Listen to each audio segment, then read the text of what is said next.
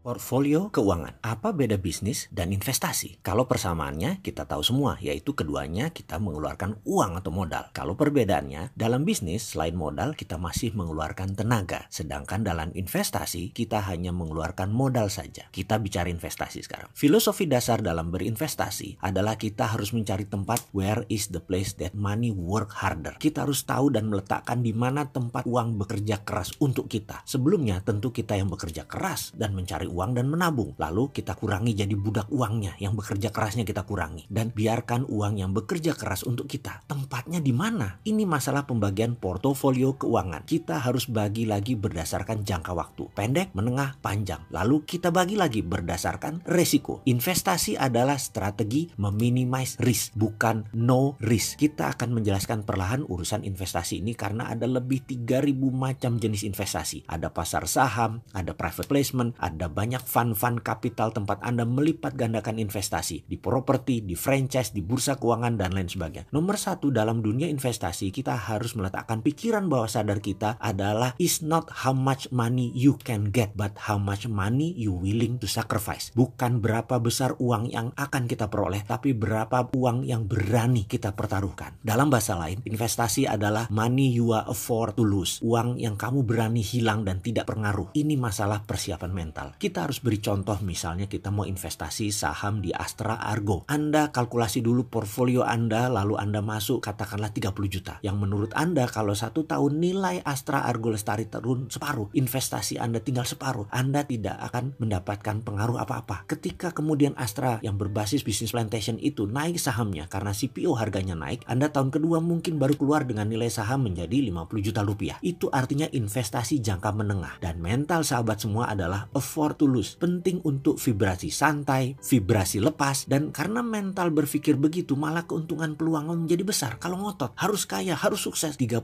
juta adalah uang masa depan, uang segalanya. Wah, Anda akan jadi malahan stres. Masuk di bursa saham atau equity crowdfunding dengan investasi masuk ke perusahaan yang sudah jalan, jauh lebih diutamakan dalam berinvestasi. Kurangi resiko berinvestasi yang perusahaannya masih greenfield atau startup. Ini beda lagi modal dan mental kita. Dalam investasi, portfolio Anda harus tidak boleh lebih dari 20% uang Anda yang free cash flow. Dan sekali lagi, mental Anda hilang-hilangan. Namun teliti di bisnisnya, teliti pasarnya, mengawasi who behind the gun-nya, siapa yang menjalankan bisnis tersebut. Memang ada lagi pameo. The higher risk you take, the more money you get. Semakin tinggi risiko yang Anda ambil, semakin besar uang yang Anda dapat. Tapi itu tugas utama kita tetap. Reduce risk atau kurangi risiko dan tetap buat big money. Jadi sahabat, dalam video singkat ini kemana arah bicaranya? Tahun depan, tahun 2020, kesana adalah tahun pancaroba. Berbisnis agak riskan, namun berinvestasi malah jadi great moment. Sekali lagi, sisi lain dari investasi yang penting adalah timing, waktu, kapan masuk. Berikutnya adalah masuk di mana. Bagi saya investasi adalah seni. Investment is an art. Indah sekali, menarik dan penuh dengan gejolak semangat. Kita lanjut dengan jenis dan strateginya. Boleh? Oke, sebaiknya mulai hitung-hitungan kalkulasi portfolio pribadi. Adakah modal kita yang afford to lose? Kalau ada, kita lanjut.